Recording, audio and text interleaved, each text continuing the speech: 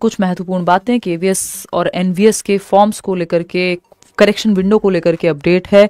जैसा कि आप जानते हैं कि 4 दिसंबर को आखिरी तारीख थी फॉर्म अप्लाई करने की, जो कि अब बढ़ करके हो गई है 11 दिसंबर। कई लोगों के मन में ये डाउट है कि क्या जो एग्जाम की डेट है वो भी आगे एक्सटेंड होगी क्या, जो ये 10-11 जनवरी को ले रहे हैं इसको भी आगे ये भी जाएगा क्या, जैसे डेट फॉर्म फिलिंग की आगे बढ़ी है। दूसरा, 11 दिसंबर के बाद करेक्शन विंडो ओपन होगी, यानी अगर कोई गलती हो गई है तो उसका ऑप्शन मिलेगा, ऐसा ये लोग कह रहे हैं।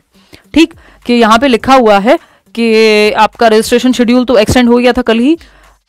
During online correction facility which will be available on online application portal after 11 December. तो 11 दिसंबर के बाद करेक्शन पोर्टल जो है ओपन होगा और करेक्शन फैसिलिटी ओपन होगी। जिन्होंने फॉर्म ऑलरेडी भर दिया है कि वो लोग 11 दिसंबर के बाद कोई डेट ये देंगे कि ये करेक्शन विंडो है, अब आप इतने से इतने में, जैसे सीटेट देता है, करेक्ट कर लीजिए अपनी डिटेल्स को या जो भी गलती आपसे फॉर्म भरने में हो गई है। डेट अभी नहीं दी है, लेकिन 11 दिसंबर के बाद, यानी जब जो लास्ट डेट है फॉर्म भरने की उसके बाद वो करेक्शन विंडो की डेट देंगे। बाकी बात रही एग्जाम डेट की, तो मुझे तो नहीं लगता कि एग्जाम डेट टस से मस भी होगी, क्योंकि ये ऐसा कई बार होता है अलग अलग जगहों पे कि फॉर्म फिलिंग की आखिरी डेट कई बार एक्सटेंड हो जाती है, ज्यादा लोग अगर अप्लाई कर रहे होते हैं या फिर कई बार कुछ ऐसा प्रॉब्लम फंस रहा होता है, जैसे करेक्शन विंडो इन्होंने दिया ही नहीं था और बहुत लोगों की शिकायतें पहुंची होंगी, तो इनको लगा कि ये होना चाहिए तो इसको ही एक्सटेंड कर दो पहले, तो कि फॉर्म और भरे जा सकें।